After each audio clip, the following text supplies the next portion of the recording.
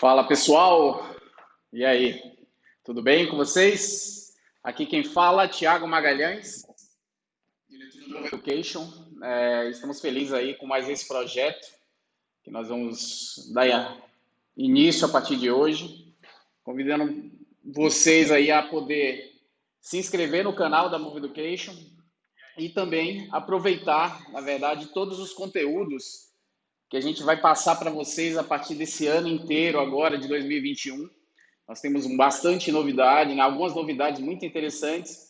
E a primeira delas já é começando agora em 2020, que é a participação da Mwove Education nesse podcast do Movimento, né? Que na verdade é o podcast oficial do FMS, tá? Então, para vocês que ainda não são inscritos no canal, por favor, coloca aí sua inscrição, ativa os lembretes das próximas lives que nós vamos fazer, dos próximos conteúdos que nós vamos disponibilizar para vocês. E hoje a gente vai ter a oportunidade de assistir na íntegra todo o podcast, na verdade, com o Brian, né, que é um dos caras assim ligados à área da preparação física, principalmente voltada para essa questão mais voltada à parte do movimento. Ele é um dos personal trainers, né, preparadores físicos que mais trabalha com os artistas hoje em Hollywood. E ele vai apresentar aí nessa entrevista, tanto com o Gray Cook quanto com o Lee Burton, a visão dele, na verdade, sobre o mercado, o que faz ele ser tão diferenciado que as pessoas busquem, né, não só os artistas, lógico, mas também outro público, né, outros clientes busquem um trabalho do Brian, tá?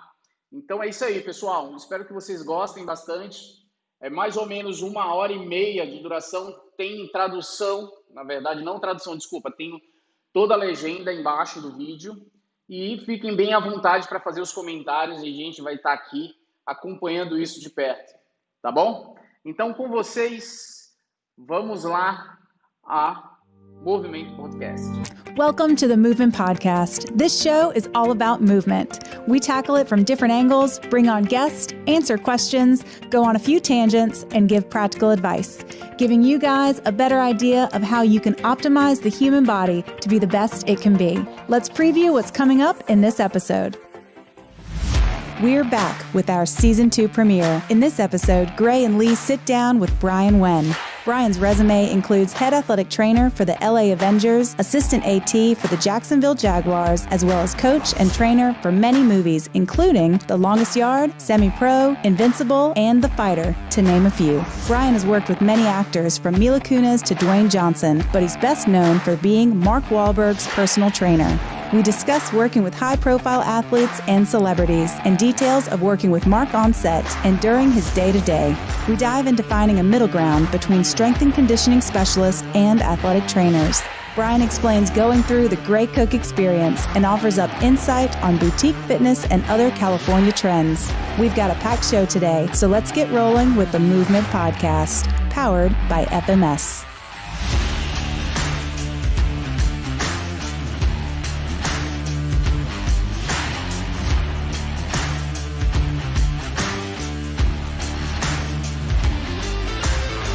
So, Brian, really great to have you. A celebrity trainer. I heard you say that once, and tell me what that even means. Are you the celebrity? First of all, I would never say that, okay? Because I would only refer to myself as an athletic performance coach. It's the rest of the world that wants to say celebrity trainer. Hey, I ain't going to do those are semantics. Doesn't matter. What's important is the aspect of professionalism. I think that's whenever I hear those words, I always get into my own head and say, what does it take to be a celebrity trainer?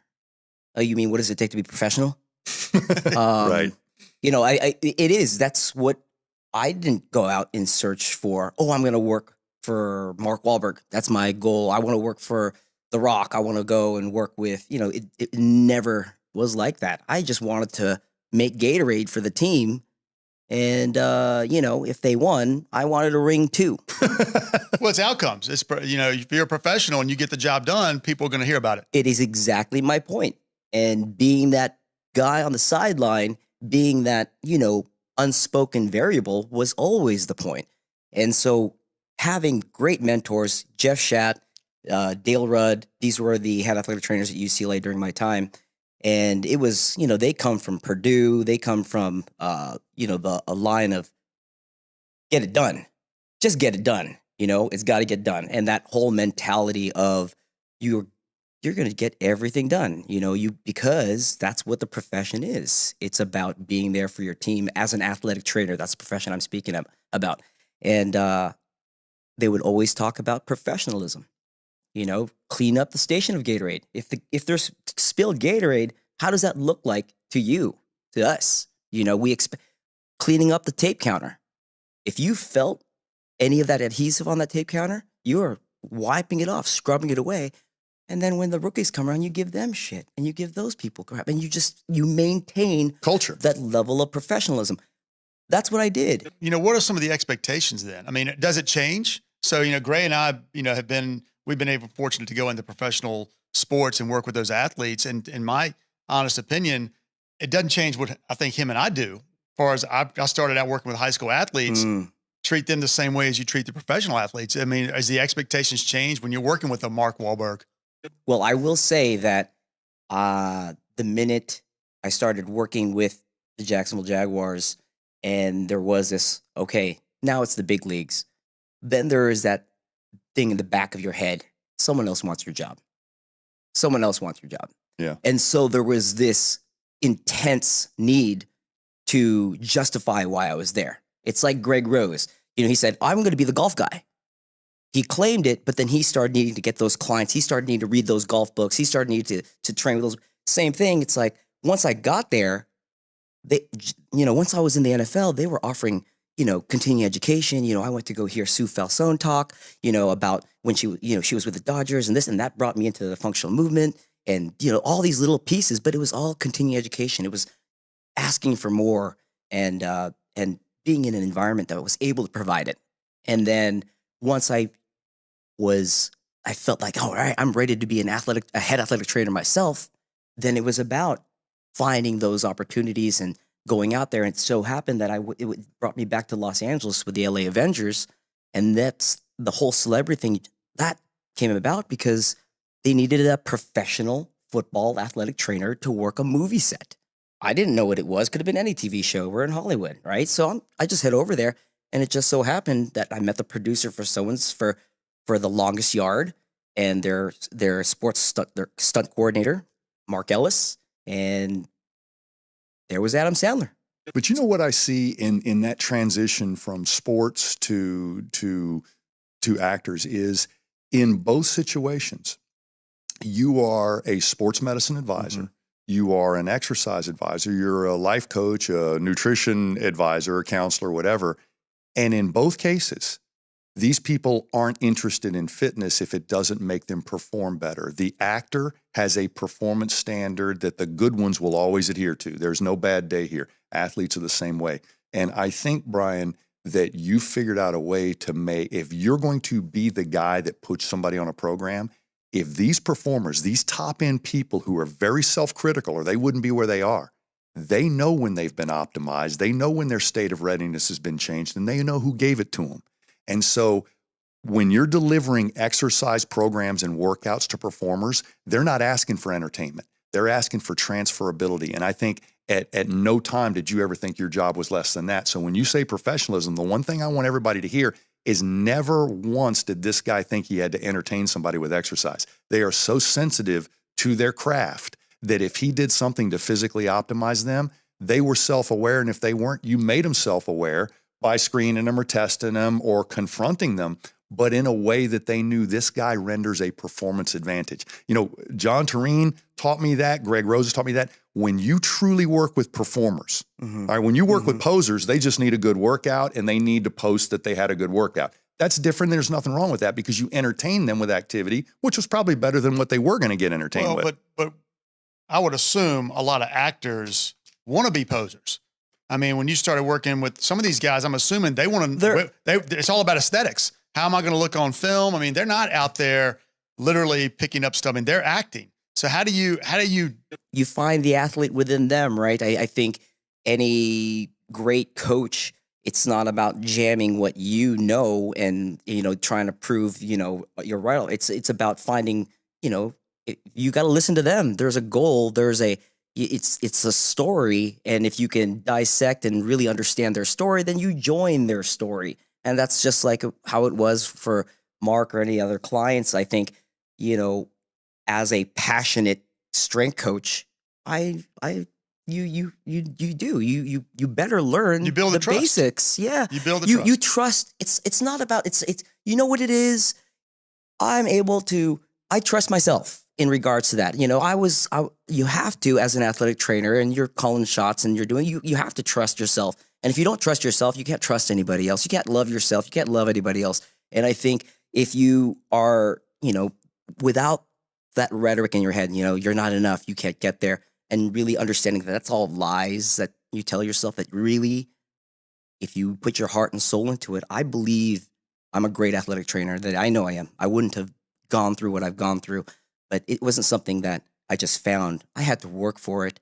And then because of that dedication, and there's another, whoever it is, they're in a movie, I trust that they've been along a great journey too, at whatever has gotten them there. And now whatever we can do together, let's go and let's build that together. Let's be better. But that communication about, I'm not meeting you as somebody here that knows more. I'm meeting you face to face and eye to eye. And we're just we both eat, we both crap, we both, and that level of humanity has brought me closer to my clients than any, would you like to list of my qualifications, my certification? Do you know who I know? Like, as I've matured, I realize I just have real relationships. And so I absolutely believe that if you're a coach, an athletic trainer, whatever, you are there as a person in that person's corner. You're that corner team. You're their athletic trainer. You're their healer. You're their whisperer, their listener. And if you can be heart first, I guarantee you it'll take you places. But I couldn't have found my heart if I didn't find my heart alongside the people who made that athletic training room such an amazing place to be.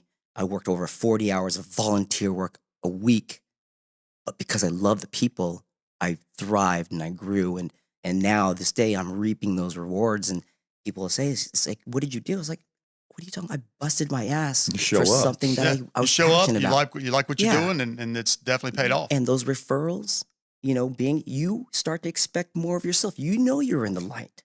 So it's about showing up there. It's like, I may not know everything, but let me check on that and let me get back to you.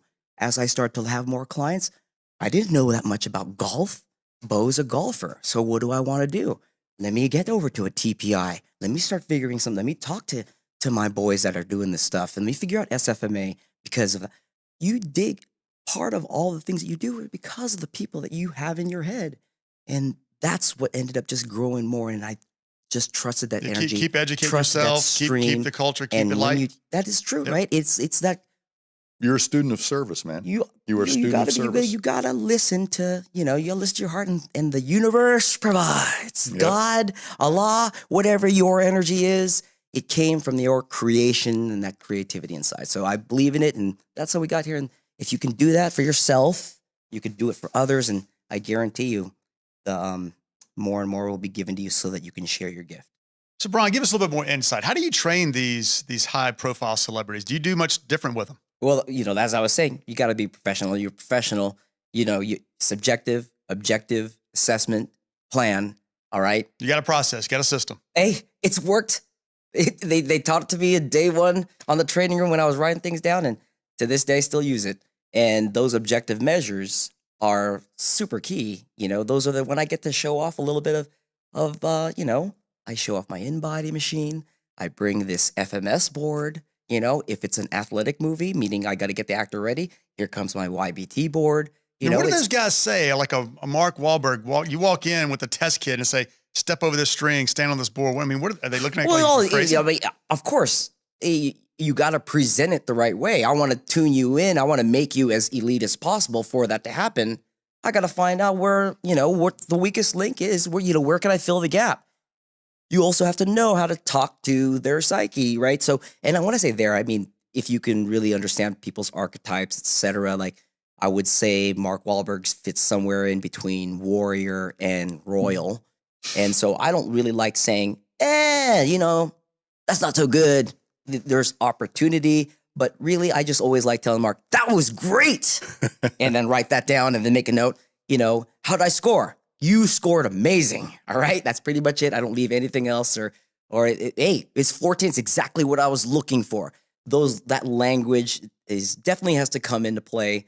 The funny story in that one, the first screen I ever did with Mark, he wanted me to show him first. I was like, no, I'm not, it's I'm going to describe it to you. I'll show you once, but I really don't want to try and show. It's not really, I really want to get a great look. It's like, no, show me. I had to show him. Then he had, you test this person first. So then I had to test, Andy first. And he's studying for the test. Oh, he did. So then Ace, I'm 1-0. Ace does not move like he is. Oh, so then Mark steps at the plate and he goes, that was a 3. He's telling me that right there, that was a 3. Like, dude, E, come here. I got a 21. Check this out. And so I'm like, hell yeah, you did. In the back going, oh my God, we got an 8 on the score. I was like, oh, it's like pain on the shoulder and it turns. But that's the thing, right? He doesn't have to understand my thing. It's just about that. So if I can stay focused with what my plan is, and we're going to the same place, but there is a play of as someone on a movie set or someone on a team. Everybody's trying to make this great film, and you're going to do what you got to do as a professional to make that happen for the film. And I definitely have done that. There's, I don't want to fight with anybody. I don't want to put anybody down. I want to make them feel great. So if an in-body can get that number, that body fat is always a thing in Hollywood. Yep. And so you have to understand your P's and Q's when it comes to nutrition and be able to lay out a plan. So, if I had food journals, I have my own specially made food journals for, it has my name on it and all that stuff. So look as professional as you do when you hand out the things. On the back of that book is a referral card. Everybody's looking for feedback. I think something you said there is a good message I want people to hear. In the early days of movement screening, a lot of people would be inspired by our workshops. They would get movement screened in a workshop. I love it when professionals personally consume the thing that they're getting ready to distribute to other people. But I think people thought that teaching moment that you're waiting for is not when you've got all the numbers for the screen and you tell Mark what he did good and bad on. It's the way you change the workout based on what you learned. Mm-hmm. And whether you tell him his number or whether you downplay the number and say, I did all those 7 screens to find the one that seemed to be the thing that's going to change the quickest. Ooh, that sounds like an opportunity, not a problem. Mm-hmm. So I see you doing that in a very natural way, but I realize going over somebody's screen is not reading them their score sheet. It's introducing them to that first movement path that may actually help them become aware of the one that you just measured in a very reliable way. That's true. So knowing those weeknesses, I knew exactly which exercises would. It's like you got a crystal ball the next time they work out. But someone like Mark, who obviously has trained isolated training, bicep curls, does a lot of training historically. You come along, and I would assume you introduced a whole different way of looking at training and thinking about not just going into the gym and moving a bunch of weights, but everything. Is that safe to say? Well, this is a beautiful story right here. When I first met Mark, it was for the movie Invincible. I didn't train him for that at all. He came from the movie Departed. In fact, he was still finishing up some reshoots with The Departed, so he had to bulk up. And so he was super heavy up top. He had to bulk up for The Departed? Yeah, he bulked up a lot for The Departed. Because when you're a Boston cop, you got to be strong. And eat donuts. Nice. Yeah. Who the fuck do you think you are? Can you edit that out? Sorry. But of course not. He's out in the field, first day, and he has a little calf strain, right? So he comes in to see me. And I had already met him so he had a calf strain on the field. He had a calf strain on the field. And for the movie, we were doing practice for the scenes. This is the first day of getting the choreographed team and the actor together. And so Mark is mirroring what the stunt doubles have been practicing along with the rest of it, because everything on the field is choreographed. Otherwise, some people are going to be running to all of it. So Mark is making his run, cut, and he kind of feels a little zinger on the calf. I'm like, oh, we can't keep going because that's just going to turn worse and production's going to stop. So we stop him there. It's my first chance to actually, check him out. So I do the checkout. I do my Get an athletic trainer hat and go out there and with your scissors and tape. I put my little portable stim. I did the little ice, and from then they took my contact. I had to see him the next day for a little treatment, and it was immediate. I was automatically kind of like, the guy helping out Mark because production couldn't stop. And when I went deep into the actual screen, and then I saw all the the opportunities. You kind of look at the environment, and Mark traveled with 2 trailers, all just Isolated, fixed access equipment. Fixed. He's bodybuilding. Just that's it. Yeah. And so I had to have the hard conversation with him after he had strained his groin. Literally the week after, he's like, "What's up with I'm working out, I'm doing the thing." I'm like, "But you see, the way we train in this sport is this way." And it was that Training to move versus training to show. Exactly. So- It was just and it was like we do a little bit more of our functional training stuff, and back then it was JC Santana books, Yep. and that kind of like we have a lot of those bands and a lot of chops, a lot of lifts, A lot of reps with a little weight doesn't impress anybody. All good, but at least we were doing bird dogs. At least we were doing Right. those You things. were probably showing him stuff he couldn't do, and he But didn't like that's it. exactly. He didn't. But that was the rehab part. So I was able to get in and do some bird dogs with him because that was the rehab for the groin and hamstring work that I was doing. Him doing those with hydrants. Remember those Yeah. Oh, hydrants yeah. we used to do I mean, now that I look back at my days, I'm sorry for the side. I did hydrants horrible. I was teaching people how to lean to the side to get their leg up. And I was teaching people how to compensate. I can't even believe I can't even, sorry, I digress. So, yeah. So Mark got onto this thing. And after we were done with the movie, we were done shooting, and we had built this relationship over the course of the 6 weeks. He just kind of pulled me aside. I'd love to, I kind of want you because You could do both. You could help his body I'm going to heal end up and- going home to a bunch of equipment that you're saying I really shouldn't use if I want to do this boxing movie, and if I want to do, this action movie over here where I'm playing, all these sports movies, and he's got to be on camera. With the exact same effort, you can look well and move well, or just look well. With the exact same effort. Well, that's like you can tell, when Mark had to, if it's not Mark on camera, he didn't want that on there, so he wants to be the runner. He wants to be, and that's how he's always been. He wants to do as much as he can. So, and it's very interesting because that's no different than you break it down. That's what everybody wants. Everybody wants to be healthy as long as they can. For someone like that, whether it's a pro athlete or a celebrity, they just have to be healthy as long as they can to make money. yeah. I mean, that's the bottom line. It pays. It's there.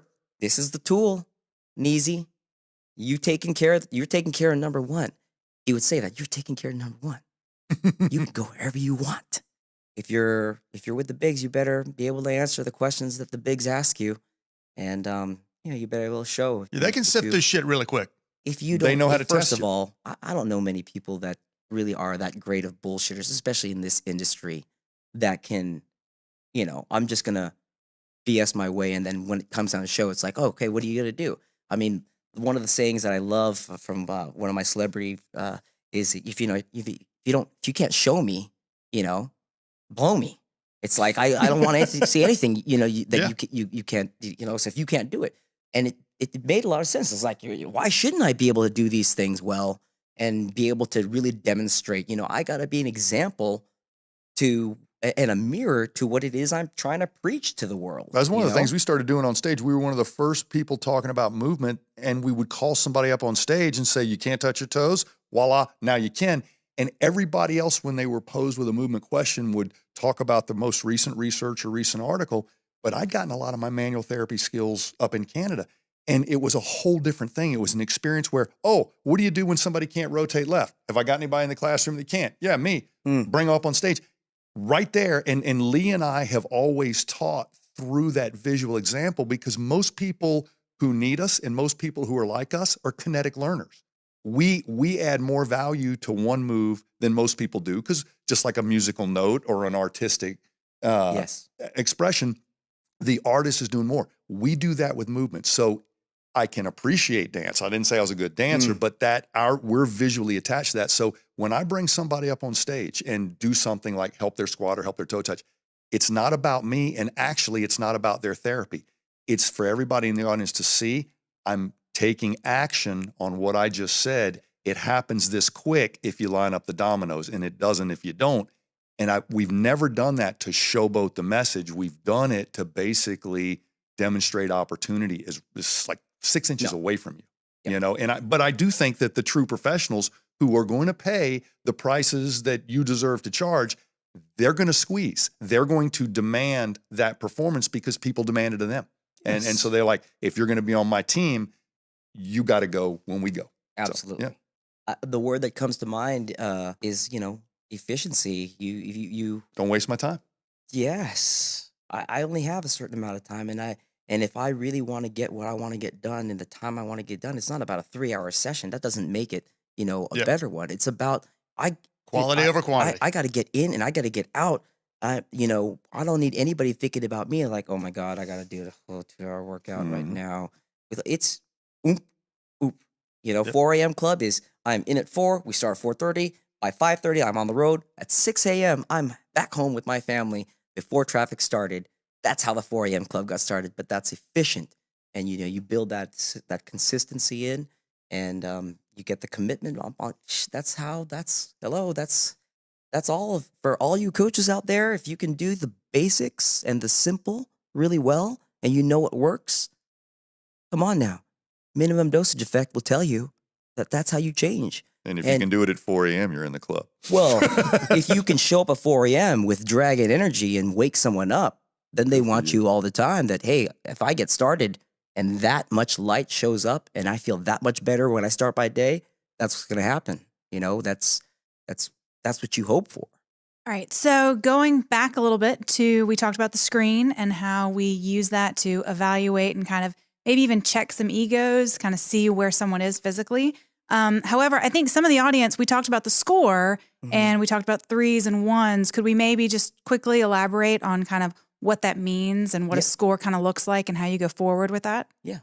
Well, it's really easy when you're in a high profile environment for the person who is the superstar in the room, athlete, actor, whatever, to feel that the goal on a screen is to have perfection, right? And 3s are actually an exceptional expression of movement. And the more you do and the older you are, the worse chance you have of doing that because cars have miles on them. If you can simply get an average score, we found out that whether you're a high-profile athlete or whether you're a weekend warrior, an average score can get you to the Hall of Fame of the best sport in the world. What we find out is if you're not aware of what your score is, it's just as important as what your score is. So a 3 is really better than average. A 2 is a firm base to build almost in any direction. And a 1 means you're going to have greater difficulty than somebody who doesn't have a 1 doing the same thing in the same amount of time with the same efficiency with the same amount of risk. It's just going to be, I'm not saying you can't do it, but your trunk is loaded with concrete. Your car's just going to drive a little different today. And so people need to see that. It's not perfection here, but on an eye chart, there's always a 3, but nobody gets a 3 on an eye chart because there's a thing called 20/10 vision. A lot of baseball players actually have it, but nobody's going for exceptional on an eye chart. They're going for 20/20. And in the movement screen, you see a lot of 2s, think 20/20. You see 3s, think, maybe, but it doesn't guarantee anything. You see a lot of 1s, it does guarantee on a big scale, probably more missed and failed opportunities. And that's all it is. It's really not about the high score. You're not going for the score. It's there as a magnifying glass for you to find those gold nuggets. And the gold nugget, your client doesn't have to understand the gold nugget. You do. And that's the thing that, of course I made that mistake as FMS rookie that I want to show people, oh, this is here and this is here and this means this and this means this and da-da-da-da-da.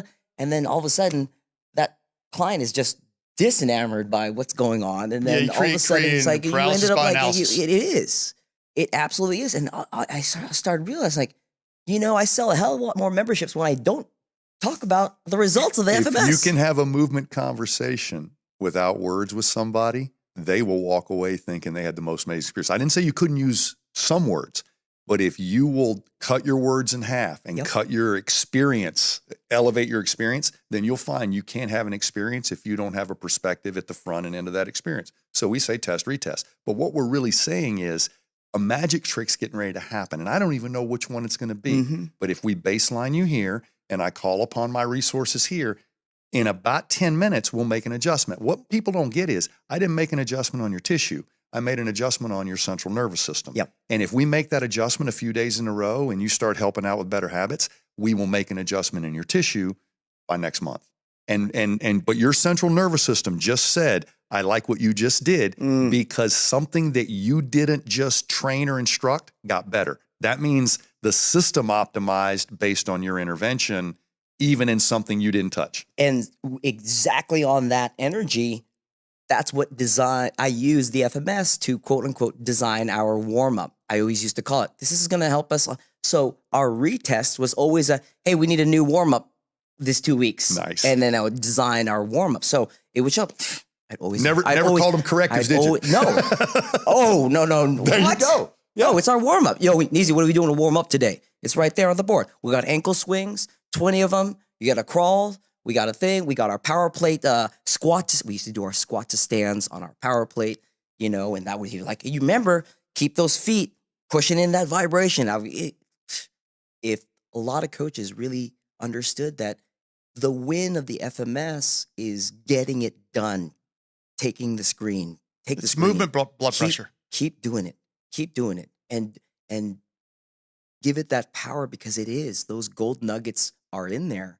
And the more and the deeper you walk into that assessment lane, the more you can start to understand the screens that come through it, whether it's SFMA for practitioners or FCS, like you are just building into that whole understanding your clients more. The feedback's for you. What you do with it depends on who the client is, what the situation is, what the goal is, but the feedback's for you. Yeah. How much of that you share is pretty much like an airline pilot up in the front of the cockpit. He's not sharing every piece of information, Hey, just the stuff that makes you think he's competent. I have a great steak at Maestro's, once every year, maybe for birthday or maybe for Sinley's birthday, but I never ask for recipes. I don't ask him. I don't go back to the kitchen and ask him how he cooks this. This is where the great steak is I found. just enjoy the meal, baby.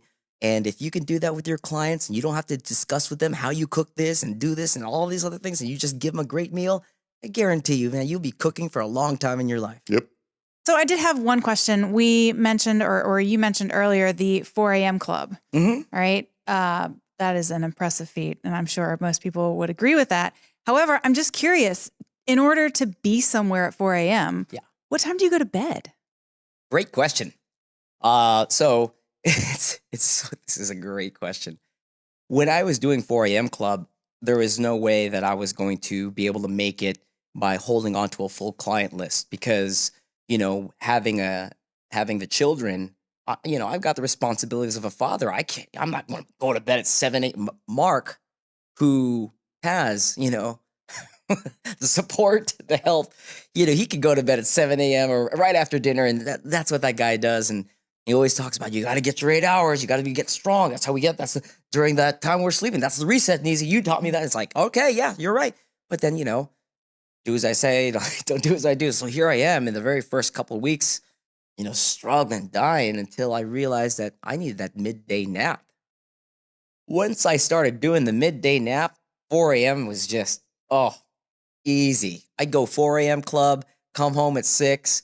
By 10 a.m. after the kids are at school and all that stuff, boom, I just let myself go to sleep. I'd go to sleep for an hour and a half, 2 hours, depending on whatever I needed. I just let my body go.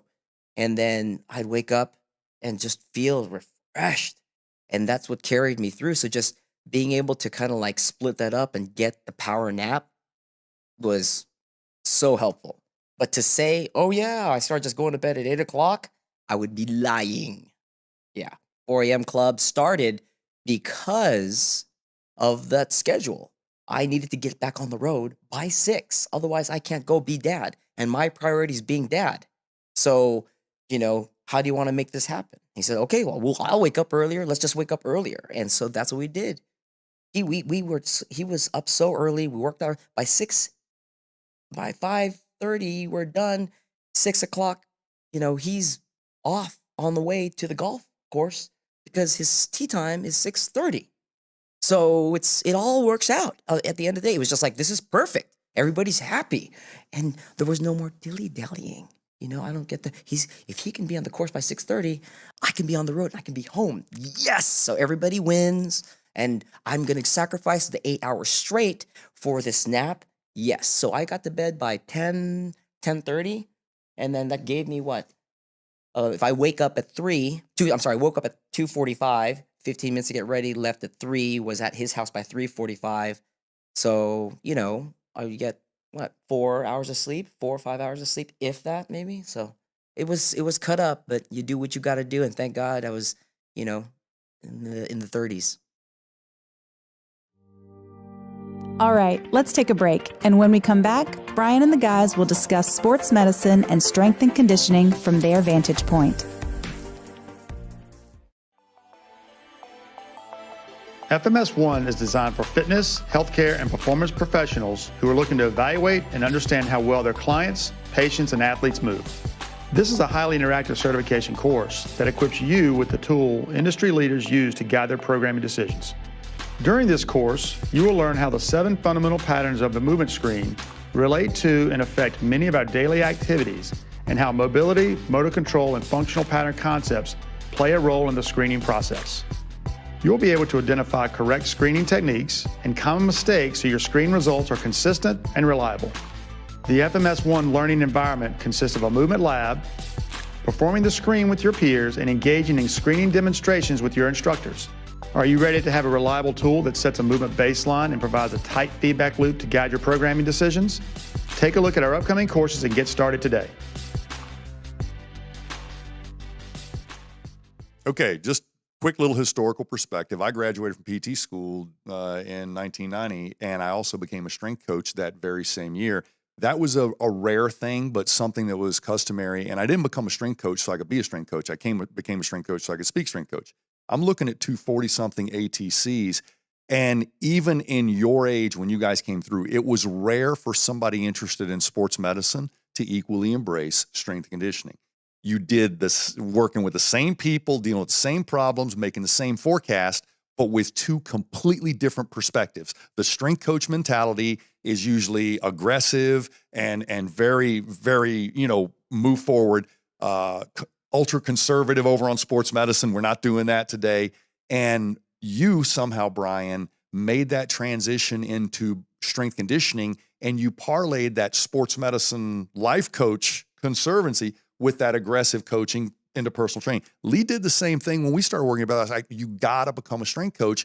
And he knew his career wasn't going that direction. But I'm like, if we can all speak strength coach and hold each other accountable, I think we can figure this thing out. And so that's what I want you guys to speak to, is the fact that your dual credential made each of your interventions better because you can argue both sides of the argument. And that's the one thing I want people to hear us doing, is we can argue both sides and then we let our heart pick. We make our head know both sides of the coin, let your heart pick. Mm-hmm. I knew early on I wanted to be in the field of sports medicine. Mm-hmm. And, being able to help people and do the whole thing. And then when I went to college, one of the first things that kind of tipped me to really know I wanted to make this a career. Because when you're in college, you really don't know, right? Mm-hmm. So I knew I wanted to make it a career. Is one of the guys, I was working with the track team, and typical hamstring strain, do the whatever. And he was a very, very elite 100-meter guy. And he performed great.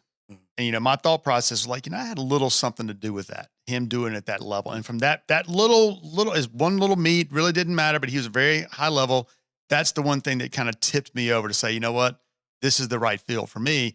And at that point, it was always about reacting to a problem. Even from that point, okay, he strained his hamstring, came to see me. All I get to do is get him back on the field or get him back on the track. But when I started, when working with Gray, it was with the strength coach mentality, it was like more proactive, not waiting for someone to get hurt, being more proactive and being able to mesh those 2 thought processes together is where I think that any dual credential is taking what you know over here and what you know over here and blending them is what will make everyone a little bit better. you had great mentors in that training room. And when you are given those responsibilities from your mentors, that admiration, then, you see their names, and it's all ATC, CSCS. I always thought CSCS was just like something that, you ended up getting as an ATC because, it's a collection of letters, right? EMT, ATC, CSCS. Is there another one? We got to keep going here. So for me, it was absolutely about, expanding the resume. I want to be able to go and do more. I'm already doing exercise. I already know anatomy. Why wouldn't I? It's duh. It's part of the problem, though, Brian, especially when I was coming through, and Gray and I've witnessed this a lot in what we do consulting, is there's two sides of the hall. There's a strength and conditioning side, and there's a sports medicine side. And too often, those two sides don't connect on any level. So many arguments battle all the time. All the time. And it's got to be, and this is a huge opportunity, I think, where all three of us have really done well, is it's that middle ground. It's being able to be in the middle of that hallway and being able to pull people over here. And that is a huge benefit. Whether you're in a university setting or a professional sports setting, the two sides of the hall. And the funny thing is, we watch the athletes act different in the training room than they do in the weight room. They almost are more themselves in the weight room because it's a little bit closer to practice. And the training room is where you go. That's like the principal's office, right? What Bill Parcells used to walk in there every now and then and go, nobody's hurt, everybody get out of here today. That's how you reduce injuries. But my whole point is, some of the teams that we've worked with the most, the athlete doesn't have to change the way they behave in either room. Both rooms have the exact same goal. You're just at a different place on the conveyor belt today, but they know that it's a seamless transition. That hall is not the Grand Canyon. That hall is just 12 steps. That's the communication and accountability that I knew our clinic couldn't live without, because we didn't have a high budget, and we didn't have some of the most popular connections in town. We had to basically be 8 guys doing no-look passes between a sports problem and a conditioning problem, and have a seamless transition between the injured athlete and the almost ready and the ready athlete. And we just started turning cases in an elegant way, but being proactive on that. And so what we did to ourselves is what people invited us in to do for them. And seriously, if you'll drop your old way of speaking and adopt a way that's just as efficient, you'll find it stacks the dominoes for you. And you start having these conversations that make you realize, I didn't disagree with that person at all. Yeah. We were just using a different word for the same thing. So Brian, you said, you consider yourself an athletic performance coach. Oh, athletic performance coach. Yeah. I mean, that's really, so, right now, even though I would say most people would say you train people, you are their strength coach, right? How much of athletic training do you do now? I mean, is this still part of what you do? I mean, tracking off of what Gray is talking about, when you're able to fully respect, all of the entities, and not just the strength coaches, the athletic trainers, strength coaches, but even the coaching staff makes up a huge influence on what's getting done and who's getting on the field, especially at the pro level. And when I watched Mike Ryan and Jerry Palmieri handle, situations, got to get this guy on the field, we need him now, and then we're at the same time, science is science. And if this player is valuable, is it really worth this game? All these business decisions get made over, who's going to be hit the field. And and watching that from afar, I realized, I needed to spend the time with each of these entities. If I wanted to be head guy myself, I had to learn, so I was taking the time to be with the media guys.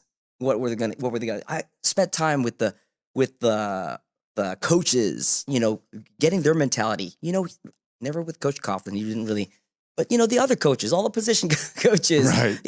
But now when I became the head athletic trainer, I was meeting with the head coach every day, and I was a strength coach on that team too.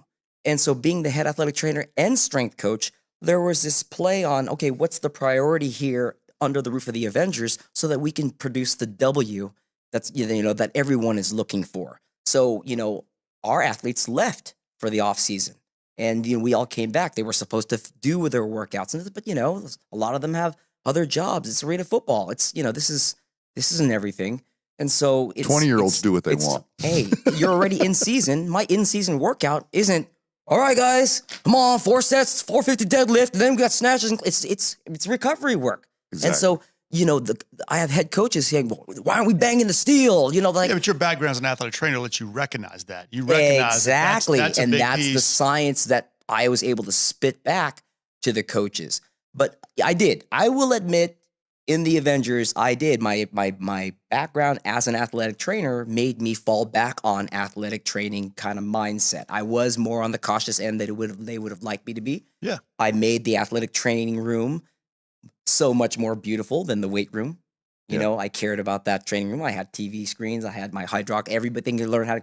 I had 8 interns for the training room, and I just took whoever wanted to do some learning to the weight room. So I highly prioritized what was happening in the athletic training room. But it's changed. I mean, it's definitely changed over the last 10 to 15 years. Now I know all the magic is in the weight room. There's a lot more communication. I mean, when you go into, and I do think that in the 90s, 2000s, strength coaches and athletic trainers, sports medicine didn't communicate as well. You have now to think on the preventative side now. And you know what? I have to say this because we watched this happen on our time, on our watch. For every 10 or 20 strength coaches at a high level that embraced what we were saying, maybe one ATC would. And that's not me calling out the profession. I honestly think most athletic trainers at the highest level are overworked and overstressed and overpulled in every direction. But when we started trying to combine that together, I love the way an athletic trainer calculates the state of readiness and the damage that's done after the thing. And I love the way a good strength coach administers stress like a medication to yield a result. And so if you think like a ATC on the beginning and the end of every workout, how are they coming in and what did I do to them? And if you think like a strength coach, how can I create this nutrient of stress that actually leaves them rebounding with good rest and regen as a better version of themselves the next day? And so the two professions are made to actually be exactly like Congress. Duel it out, tell us what the best of you think. And what Lee and I said is we use the system to say who's in charge today. If you're injured, sports medicine calls it. If you're not, strength conditioning calls it. And if you make a mistake, you wear and own that mistake. But that's the whole thing. What we used to see is certain players would even get their strength conditioning advice from sports medicine, and certain players would get their healthcare advice from strength conditioning. It may have seemed appropriate in isolation, but it's inappropriate in professional circles. And watching two equally versed professionals be able to deal with that because of the state the person's in. I'm in an injured state or I'm in a non-injured state. That decides who's in charge. Sometimes that offends people, but that usually winds up being a political or cultural situation. This is scientific. And I just think that, unfortunately, the strength coaches embraced what we were doing as an economic measure, not as just a performance measure. How can I manage the space and time because it gets smaller every year? Yeah. The athletic trainers, as Lee said, have been almost taught and fed to be reactionary. And unfortunately, the new world doesn't need reactionary people. It needs proactive people. So, the athletic trainer that can basically say, if I'm going to even utter a word about exercise, I better get more experience in training and exercise than I was given in my triage paramedic sports medicine education. And that's why I think ATCs didn't appreciate what we were doing as quickly as strength coaches did. Yeah. It was the way they were trained to look at things. First, I never really come from a background of strength conditioning. I didn't work out when I was younger like that. I was never, my sport was volleyball. We didn't go to the Neither weight did room. Gray. Yeah. You wear a sleeveless shirt, people make He worked on assumptions. the farm though. I was home eating bowls of cereal. really hard. I heard Gray castrated pigs. Yeah, let's not talk about that. Yeah. Come on, guys. Gosh. He listened to that episode, I think. I threw the discus and played football too and rode dirt bikes and stuff like that. But I just thought, no, we're not gonna go there. It's just I see now I can't. I got chills. you all off your game. I am. There was a pivot moment for me. You start to see all of the brilliance to the corner of the ring, right? The athletic trainer, the strength coach, your boxing coach, whatever sport there is, you are part of that corner. When I did the FMS, and all of a sudden I realized there was a better bridge of communication to my application of programs, of strength coach programs, and then, what I was doing as far as prescribing exercise. I could get players in the same room, right? Before I wouldn't do that. But the biggest, so having that language, having the ability to assess what needed to be done, and then translating that into the weight room, I now had a system to teach my players, these are what we're working on today for our squat. This is what's going on for our push patterns today. This is what's going on for our pull. And so they were just up on the board. And if they had injuries, they had these to do. And it just gave a system that made sense. Again, I still didn't prioritize the weight room. It was the weight room. And when I say athletic performance coaches, I'm shied away from athletic training now. More so because, I want to be on this side of prevention. I don't want to be the react guy. I've been the react guy. I reacted to one of the worst moments of my life, and it jarred me so, and that it made me, that's the whole. It shifted me into the performance coaching, and Hollywood and things like that, because I was just done being on the field taking care of injuries, because no injury was greater than what had happened. So that's just by sheer experience, I've learned to love athletic performance coaching so much more, because I feel like if I had whatever I say to myself, preparing someone for the field isn't putting Band-Aids on them and just massaging their calf. It's about making sure they're athletic enough and notice how regenerated they are, how rested they are, just to do more for, the health of the athlete on the field. And so I talk about this experience, but you don't know it. Let me share that story.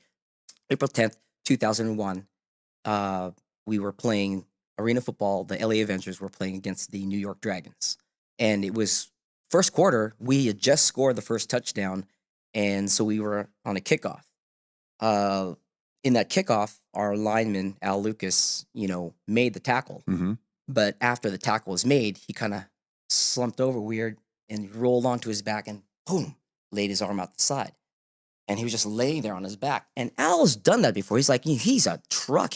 When he's tired, he'll rest on the field.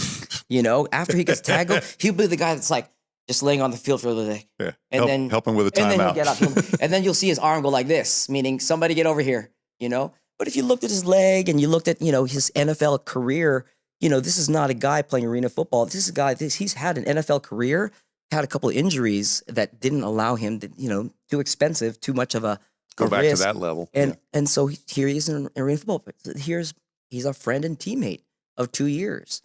I get up to him and he's snoring. Like he's like doing this with his mouthpiece. And then he starts snoring. So I'm like, okay, I've been here before. But that's protocol, right? There are the hands and there's the signal. Yep.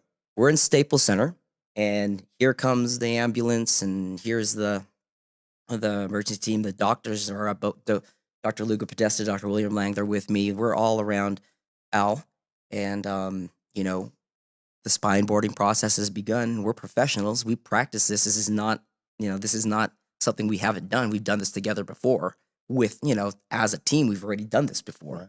But now here's Al and 2 minutes into spine boarding and the face mask is off and everything, I realize, or Dr. Lang realized he's not breathing. His breathing is stopped. Okay. So then we get the airway thing. We're trying to get the airway. They finally got that in. He's off the field now. We're into the ambulance. It's been, I would say, about 4 to 5 minutes of him not breathing. And then by the time we're at the hospital, it's already been, 16 minutes, whatever, not breathing and being there in that vehicle and just processing what's happening. Because I know the doctors know, nobody's saying it, but we know. Yeah. And then I've already dying inside because I don't know what's gonna happen. And the game's going on. No one knows, So that day, Al Lucas died in my hands. And I knew it. There was something different, right? You could feel that. That's energy. And so I always, that was the thing. It's like, part of the athletic trainer in me that day died. It's like, the dichotomy of the game going on. I'm like, so much just happened here, and the game's just going on. That's crazy. You know, after this had happened, and someone came to me with, you know, hey, my finger's hurting. Can you help me? You know, all of a sudden, when you just don't give a shit about anything, any injury, or, you know, that you got to stop. Like, no injury is greater than the one that Al suffered, and he put his life on the line. And one of the things about Al is he always gave me crap about my athletic training room because he was the injured guy. I wanted him in my training room to do treatment on him because we had to keep draining his knee. I was like, Al, if you would just come for treatment, hey, no, you ain't ever going to find me no training room. Hell no. I'm from Georgia. Old school. Macon, Georgia. You go there. You want to feed me? I'm going to rub some clay on this kneesy, and you're going to find me in that room over there because the only way to get better is get stronger is what I learned. Pain is weakness leaving the body. Hey, they believe it? Al Lucas would rub red clay on his knee for his swelling, and he would go and work out. Yeah, our dads were on the show. They talked about that remedy. Of course he did. So the way I honor Al, if I was to make Al proud, is to continue that same energetic thread that he gave me when he died, and he gave me new life. Purpose. If he doesn't, he left a 3-year-old daughter. Mm. All right, he leaves behind a brother. He's all of it for a game. Hell no, it's for the lives of others. And if I can be that energy for him, if I can keep myself healthy, if I can keep myself being part of a change, then now my life and his death means something more than ever. And so I'm not trying to get emotional or anything like that, but I am. But, you know, if you can't find things in your life, the adversity in your life that truly gives you character and makes you who you are, then keep searching because life will give you the adversity to give you character. Trust me. You know, it gave me that as a PT. And once I had gotten through the cycle of being a seasonal PT, watching how people get hurt in the spring, getting fit for the summer, getting overweight in the winter, and it's just this cycle. And you see this, and I made a commitment to myself, and it's that sort of mantra that you gave yourself after that. It's got to be important. It's got to be my heart. I'll attach my head to anything my heart does. I'm like, I got to quit. I want to stop treating preventable problems. I think I'm going to be better on the other side of this because there will always be problems. But if I'm sitting here treating the preventable ones, I won't have, you know, so it made me think about that. How much in my day as a PT, service, preventative care or whatever, how much am I actually treating stuff that doesn't even need to be treated? Yeah. You know, 2 months ago, I could have whispered this in your ear and we wouldn't be here right now. Yeah. Or you could be more self-aware about this, or you could actually realize you got 5 risk factors and you're asking me how to lose 30 pounds. There's 4 other risk factors on your problem than being overweight. Ask me about those, or just go ask somebody about that one. But I got tired of having conversations that I know were going nowhere, but I was paid to have those, you know. They drove me crazy. And, you know, if you don't realize in this life that that life is suffering, all right? Meaning it's not about embracing the suffering and then, oh, I'm just this depressed person. No, we are constantly in a fight of some other battle. And whether that be pain, obesity, you know, I'm not really throwing the ball far enough. If you're or switching coach, careers. Yeah. Or switching careers. If you're a coach, really, it's, you know, you have to understand that it's not, you're never going to be pain free. That's not the thing. You're never not going to have challenges. It's just how you embrace it. You don't ever experience the thing. You know, you're only experiencing your thoughts of the thing. So I experienced Al's death, yes. And in the beginning, my thoughts were, I'm a terrible athletic trainer. I don't deserve the athletic trainer license. You know, a player died on my watch. That was a lie. But the truth, right? The absolute truth that changes is, no, are you crazy? That's the thoughts around it are, I am a better athletic trainer, athletic performance coach than ever, because I see a bigger side of life and a bigger side of humanity and a bigger side of connection than other people who haven't experienced that.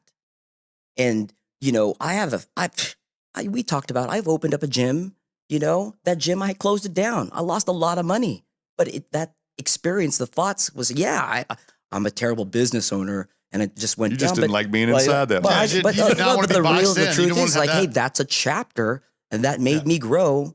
And so, It made you a whether better it's the speaker, death of too. Breck Fitness, the death of Al Lucas, these deaths are the adversities that just continue to make me grow. And I think as we continue to change whatever, open doors, closed doors, remember that all those things that you learned in the past, it's not about losing it. It's about, like, how did they make you stronger? How did they make you better? License, experience, whatever we talk about. All right, let's take another break. And when we return, we'll get an inside look at what Brian and Gray have been up to over the past few days together. We'll also get some insight on the surge of small group and boutique fitness trends.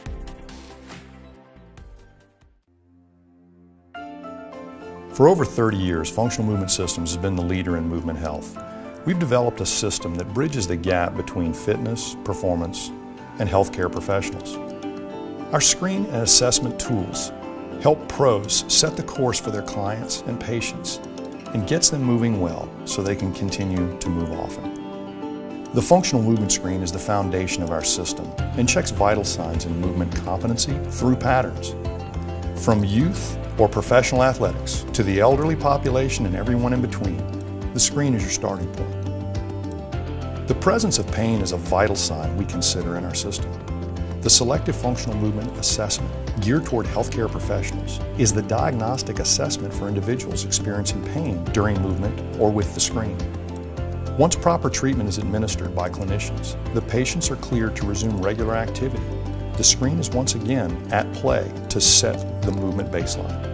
But what's next? When an individual displays competency in the screen, it's time to advance to another level.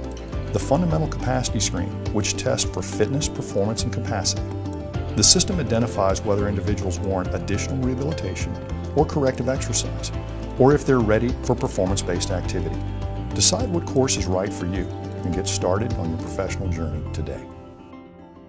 So, Brian, you've been here for a few days now, prepping for this little podcast, and you've had the Gray Cook experience. And by your wardrobe, it looks like you successfully completed the 3 days. I would say I've done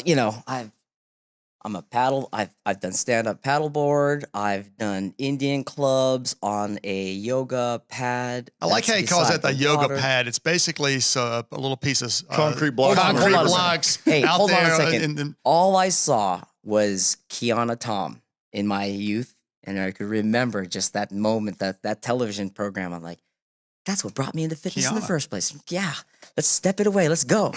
I'd be like, oh yeah, this is the greatest. But the yoga pad brought me back to that moment. That was really nice. We had a conversation about that. We both vibed on that. We threw axes. Right? Of course. Oh yeah, the axe. Not at one of these axe throwing bars. You're out in the woods throwing real axes. No, Yes. he was drinking bourbon and throwing axes. Yeah, Of course, that's what you have to have when you throw axes. Is bourbon. You throw. You don't need a bar First of for all, bourbon. if you don't drink bourbon while throwing axes, you're not really throwing axes, are you? You're playing with like these metal things. Sometimes the next morning you find an axe out in So, the yard. It's crazy because he's sitting there trying to show me how to do the axe throwing, and the first one he goes and he's clunk clunk. I'm off, man. And it fell. He's like, oh, hey, hold on, just this one's a little loose, and he grabs the other one, boom, misses. No stick. I swear, the fourth one, and he was so like, oh man, it must be these injections I just got. Of course. It's never my he's grip, not good. My grip it's like, is oh, a it's little got to be bit off. this. He goes to grab a couple of different these blue axes now. These are the ones that you can't mess up. They're weighted so well. Takes the sleeve off. Of course. Clunk, clunk, like it is. I'm like 11 throws in until he finally gets one to stick. And I'm like, yeah, we needed a little bit more bourbon. I think. I don't know. So I was just swinging around. Then they started sticking. They started sticking. They started going. Once the wood started softening up, I think that's really what needed to happen, He beat it down. Hell yeah. Yes, I and then did. he taught me how to do it. And Whoa. He taught you how to do it? Oh, yeah. You let him teach you after that experience? oh, hey, he's like, He missed I've showed 11. him all the He missed mistakes he's 11 in been a made. row. I will tell you right now, the teaching moment was amazing because he let me actually explore and play. He gave me no cue in the beginning how I love coaching. No cues. Don't tell you. Just let me do it. He gave me permission. He didn't. Boom. I threw a second one. Went way high. And then he goes, you got everything down. He takes a little cottontail thing. I don't even know. Just blade of grass. Blade of grass. I don't know, something. Tail. He sticks it right in the middle. He goes, you're just too wide. Aim small, miss small. Aim small, miss small. And that throw, 2 inches like away from the thing. And I was, yeah. Then it just became like, yes, more. I started getting farther back up. He goes, you take that with 2 hands and boom. And as soon as he left to go to the bathroom, I was 50 feet away throwing this thing, just like, just trying to go. It was so much fun. Here's a picture of imagery in my head. Yeah. You two bozos frolicking around in the woods, going from activity to activity. That's pretty much it. I mean, no, we saw a bear. In between each moment, we did a workout at every one of those moments, right? Because I was sitting there. He's not going to do an axe throwing without showing you how it really relates to Indian clubs. He's not going to do anything more than 10 minutes. He started standing on a side look. He goes, look, be careful not to hit your knee on this one. I'm like, oh, okay. Maybe Indian club axes. Indian club, like with the axe. And then if you really just do this natural swing, you'll see how that natural, and he's doing all these like, it's all really part of the pattern. He's doing his thing. We do a sandbag on the yoga block that was an amazing flow and kind of like the precursor with the move print stuff. So I was in it. Like, I'm just winning right now. I'm like, yeah, this is great. When we first get to the cabin, this is one of those moments, right? When I realize I'm from LA. I get to the cabin. That's what it took? Hey. No. You get to the cabin, and I'm used to the little flies, little flies. And, when I came here last, and I visited the cabin, Anthony Batiste was with us, and he got stung by a wasp on the way in, going up the stairs. And so there's a lot of these wasp nests around. I'm like, Ray, you don't want to take like no leaf blower and just like, leaf blower or like some wasp spray. I'm basically asking, can you please get rid of the wasps Andy got stung last time he was here. Yeah, he got stung and then got stung again on the way downstairs. He slammed the door and got stung again. Oh my gosh. So I didn't want that to be me. I'm like, this is going to be me, right? I'm going to get stung. And so I asked Gray, that's part of the Gray Cook screening process. If these wasps are around, how do you get them to not like sting you or bite you or whatever? He goes, well, I just don't sting them. And I'm like, okay, that's pretty good then. I just don't bother them. All right, I'll trust it. Don't let them smell your fear. They'll leave here they are swirling around like you didn't get stung. And they what are you talking about? They are so aware. These little wasps. You come closer, their wings go. They want you to know. So what in the world did Anthony do to get stung twice? Wouldn't stop staring at it and talking about it. Yeah, he kept complaining about it. So I finally got irritated. Great screening process. Just gotta go. You get stung by the wasp, then you're not going to make it to the yoga pad. If you got stung and nobody else did, there's a reason. All of a sudden, he's tossing up these cans for me, and I'm shooting, and he goes, "Hey, like what the hell was that? What happened?" Because I think it's a horse fly. It's a horse fly. It's a horse fly. I'm like, a horse fly? What do you mean a horse fly? And he goes, what is that? I'm like, what does that bite feel like? And as soon as I ask those questions, he says, it's a bit wet. And then I hear, ugh! I feel this, like, oh, that's what it feels like. It literally feels like there's something chewing on you. Yeah. Like I said, you'll know in a minute. And he's like, like, oh man. Oh, that definitely ruined my. Not pleasant. Oh, it was. He was acting like he was in Jurassic Park or something. It's all good. City boy, hey, city boy. I looked downstairs, and when I used the shower, there was this huge, 180 mile per hour, whatever it is, voltage wind air blower, and I was thinking about, would Gray mind if I just cleared my path and cleared everything free? Like, get away from me. I don't know. But the cook experience is about the South, so I'm embracing it all now. I can't wait to bring my son. Eat something decent, because he's always whipping up something when I go out there. So listen to this, right? This is another great story. He's like, let's do some fried rice. Yeah, the bear he served me was more of a cleanse. Oh, no. That was the bourbon. That was the afterwards. cleanse I had last time I was out there. Bear, You want to cleanse? Go bear have meat bear doesn't meat. give Go you eat a bear meat with hangover. Ray. He and Chris Porter to this day swear they got a hangover for bear meat. I'm like, it there's was a not whole a bottle hangover. of bourbon gone No, too. no. It was not a hangover. It was a cleanse. Chris Porter and I both had a cleanse from eating the bear meat Gray cooked us. That's good, right? It was okay a couple days later. Oh, wait.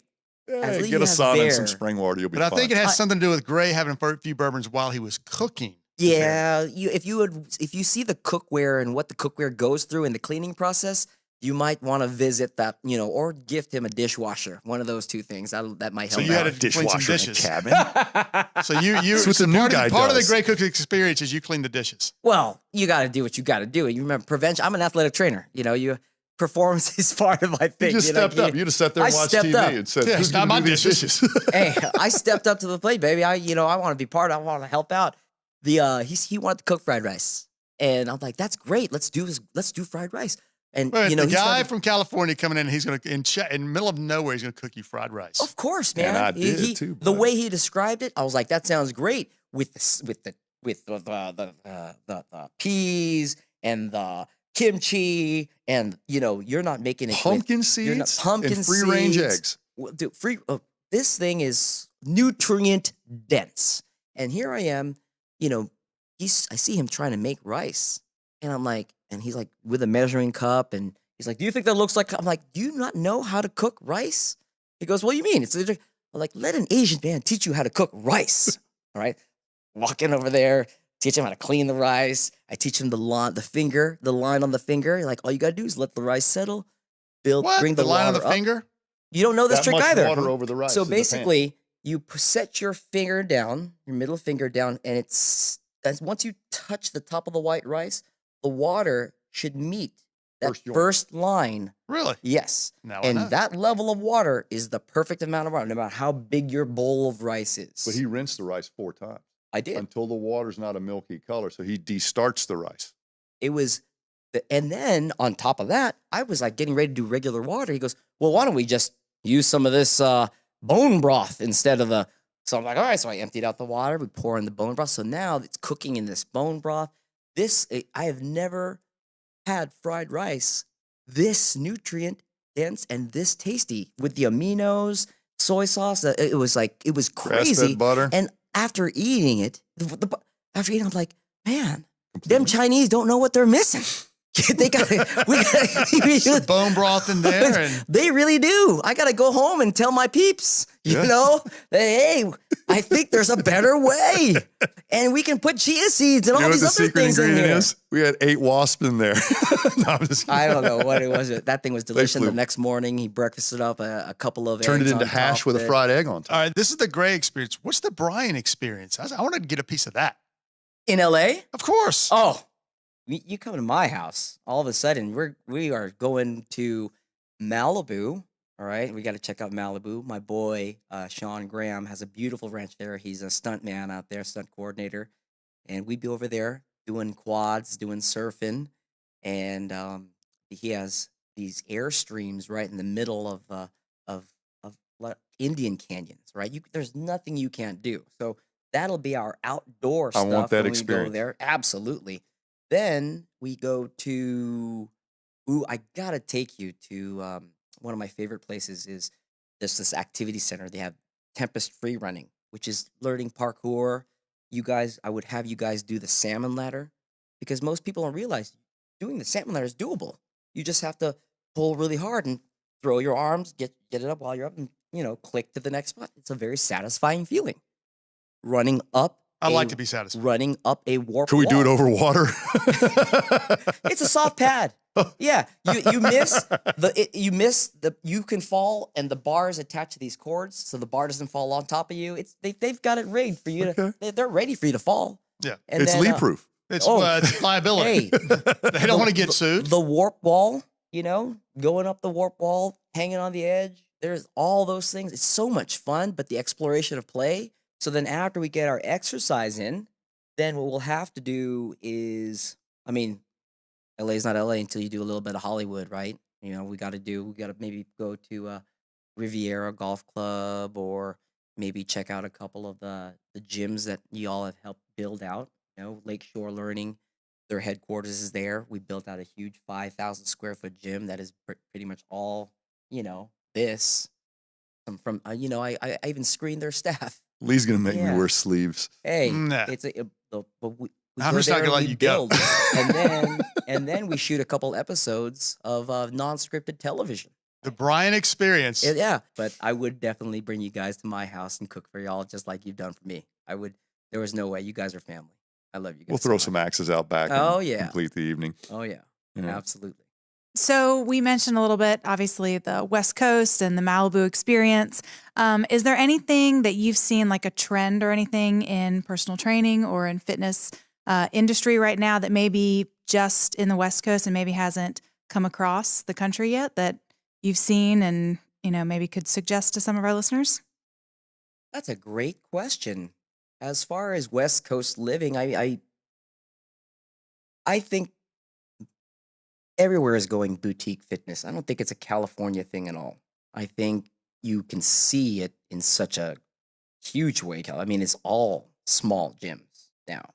And, that boutique fitness culture, I love it. I embrace it. I think you're going to always have, other companies that do the Orange Theories that, they're taking the boutique small business owner gym and then, they've made it into the franchises, right? The F45s, the Orange Theories, the Soul Cycles. That's a heavy coat in Los Angeles. Mm-hmm. Then you have all these other people who just don't have the time, and so Peloton bikes and all these other mirrors and things are all starting to invade the home. There is a growth of people, especially with COVID, right? The people have started to build their own home gyms. And, how can I best build my home gym? So for the professional out there, if you can assist your clients or actually say, I have the knowledge and the know-how to help you build the right gym for you, and then can support your clients in that way, be it, either programs or I'm going to come to your house once a week and then you do the program on your own. And now with apps, and you have all the follow along programs, you can assess someone on an app, you can give them their workout recommendation, and then you can record a session with them, and then they can just watch the so these outlets and avenues are in growth in California like crazy. And right? one thing I think we can take from that is that the boutique fitness, in a way, can be one-on-one personalized, but usually it's a small group experience in many cases. And what I want everybody out there to hear is the best way to do fitness, in my mind, is not a big group and not one-on-one. It's a small group. And Alan Cosgrove did this. We teach driving and shooting in small groups.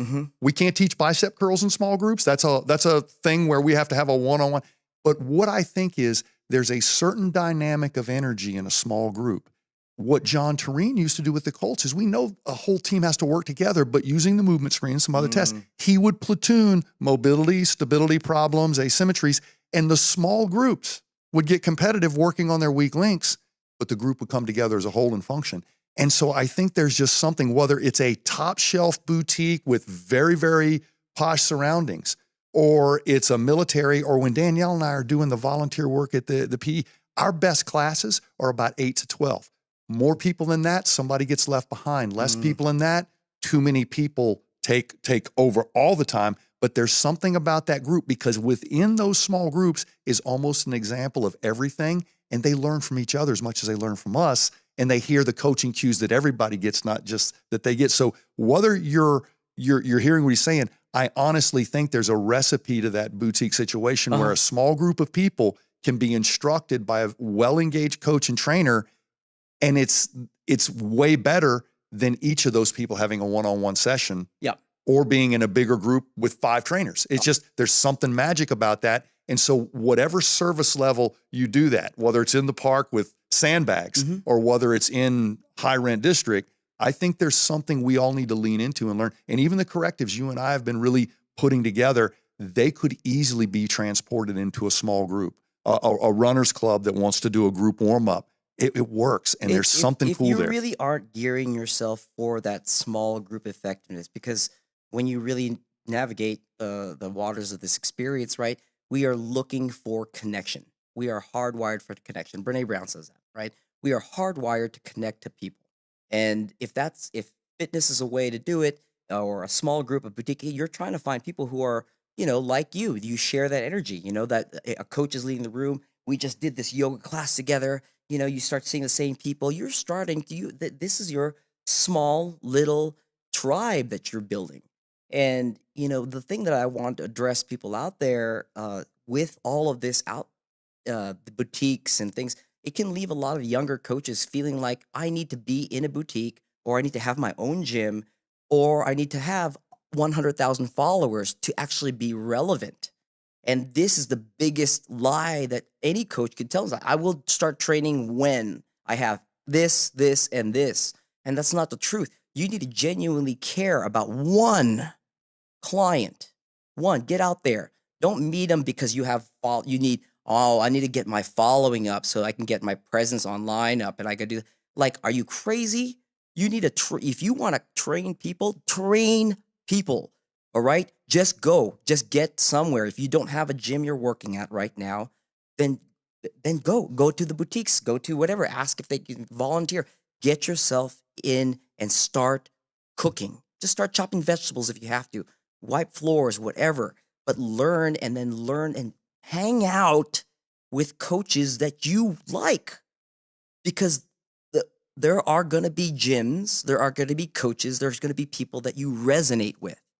Resonate is a physics term. It means that you share the same frequency. When they can come together, they can combine, make a better wave. If you don't share that frequency, that resonance, you cancel each other, and those are the people you feel worse around. Spend more time with the people you feel great around, and then you start to learn who are the people that resonate from you. Those are your clients. People that you like surfing with, then great. Start a surf club. Help people gain their surf strength. That's what's happening in California, because there's all these different activities. We've got great weather. That's why I pay the high taxes. Yeah, but I also see the unfolding of, if you are passionate about coaching, coach people. Yep. I want to be the Gordon Ramsay. It's like, there's restaurant owners out there and you have this menu that says, I can do this, I can do this, I can do this, I can do this. Have you tasted your own food? Well, you know what? We started this on trends, but what you're saying transcends trends. So if the trend is boutique small group, that's fine. But what you're talking about is, what do you bring to it? Because it could be big groups later, and it could be remote fitness pretty soon. But what you're saying is timeless. So whatever trend is going, bring that to the trend. You'll be at the front of it. Care so much about your clients, right? Send them the message. You're thinking about them. If Greg Rose, I'm a golf guy and you're a coach, then be that coach that believes in someone else more than they believe in themselves, right? Be that coach, be that change, and you will see that following grow. That following will then allow you to reveal what it is your small group business or small gym boutique is going to end up being. Is it going to be a dojo? Is it going to be, Pilates and kettlebells are us? Whatever it is, it's an expression of your thing. And that's one of those California things that I really like, that people can do that. Rent is high. So, hopefully you have some good backup, but, people are willing to pay for different experiences in California. And that's one of those novelties. They have paddleboard fitness. They do. You can do that. You have yoga in the marina with everybody on the paddle boards. This is there. It's available to you. There's dog fitness or whatever it is. You work out with your dogs, then you all go on a hike. So whatever it is your passion is, you should write that down, share it with other people, train them to be better at it. And I guarantee you, the more personal you can make it, the more you can assess someone with a movement screen, the more you can understand their body fat, the more you can help them with their nutrition and recovery, the more you can engage with them as their lifestyle coach, then you would have entered California's mode of action of lifestyle. We are lifestyle. We are out there and we want life. We want you playing, being active, and then we're going to yell at you when you're in front of us in traffic. That's it, Elliot. Brian, this is awesome, man. Thank you so much for being here with us today. I can't wait till we do it again. Hey, this is definitely the highlight of 2020. Yeah.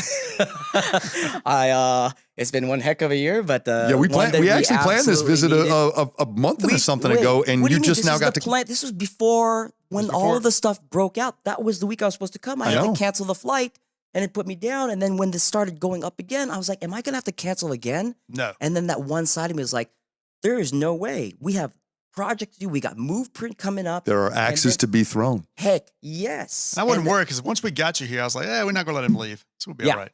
Yeah. I can get you a note. I loved get you every home single a day part later. of this trip. I can't tell you, like, watching you guys, yelling at each other yesterday. No, we don't ever do that. Never happened. Shut up. You know, like, I love my parents because they divorced, they did, but this is not about a perfect life. I said adversity brings us to the better. You guys love this company. You guys love the people that we serve, and you are passionate about helping people just be better humans. And I, as not just a practitioner, as someone who considers you guys mentors and leaders, my big brothers, I couldn't be happier than where I am right now, and like in the journey and seeing things unfold and what FMS will end up being in the future for, anybody that wants to move out there. And to be here at this moment, I can't thank you guys enough. So, well, you're part of the God bless family. you You just saw us locker room each other yesterday, so you're part of the family. Yeah. Nobody gets to see that's backstage. Willing to fight for the growth of their child, because that's what we were fighting about. We were both fighting for what we thought was. Embracing that. That's what I'm saying. Yep. It truly is a testament of what this company is built on. This company wasn't built on easy. This company was built on love, and love is damn hard. And if you are willing to love hard in life, then you're willing to be that better person, right? So I love you guys for having me here. I look forward to the next one where we go over or maybe you guys visit me on the Love Hard podcast and with the Dragon Master Bri online eventually when I get this all set up for me. Okay. We can do that. Yep. Done. Thanks for coming, man. Yeah, guys. Thank you so much. That'll do it for this episode of the Movement Podcast. Thanks for listening. And if you liked what you heard, please take a minute to subscribe, share, and review. If you want to learn more about our system and take the next step in your movement journey, visit us at movementpod.com. Until next time, remember to first move well, then move often.